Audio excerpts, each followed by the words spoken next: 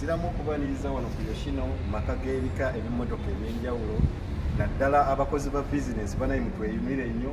Tulina emmotoka ezijja okubeera nga zibakolera bizinesi obulungi n'okusinga gwe okirowooza. Kwegamba kati nga betutunuulidde kano akamotoka ke najjeeyo nsobole okubakalaga, kamotoka kaaba mufunampola, si ka bbeeyi nnene nnyo ate si ka layisi nnyo, naye ke kamotoka koyinza okulowoozaako ng'otandika bizinesi yo ate ne kakolera bulungi. N'olwekyo ngenda balaga ebimu ku bintu ebikafuula okubeera special naddala ng'ozze wano ku Yoshino. Tukonsidalinga nnyo kasitoma obulungi bwatwaliramu emmotoka. Akamotoka kano keetikka ttani 2. Kamotoka akapya kava Japani, tekalinyangako ku luguudo lwa Uganda, emipiira ogiraba mirungi, kyesisi yako yonna teriiko yadde kalasiti yadde obutalavu bw'oyinza okulaba ku kyesisi wano. Ekitanda kyonna ndowooza okiraba bekinyirira, kyonna kitemagana butemaganye.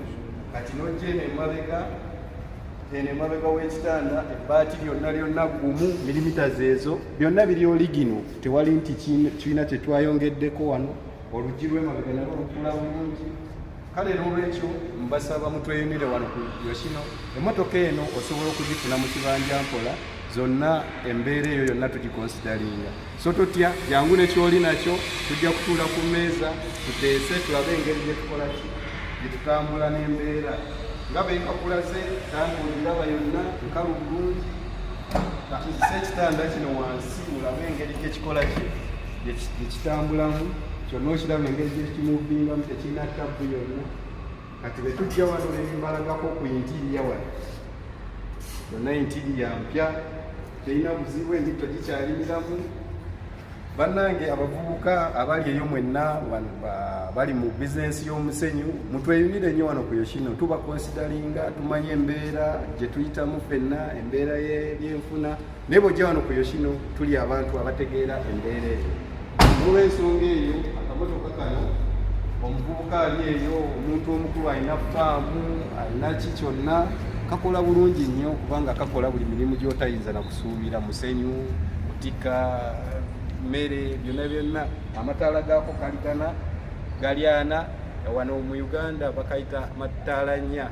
Abantu bonna bakeyunira olw'okuba kalina ettaala nnya. Simanyi lwaki nange, naye bekityo bekiri. Ku byonna ebisingawo awo tusangibwa wano ebbanda okumpi tuli opposite ne Roofings.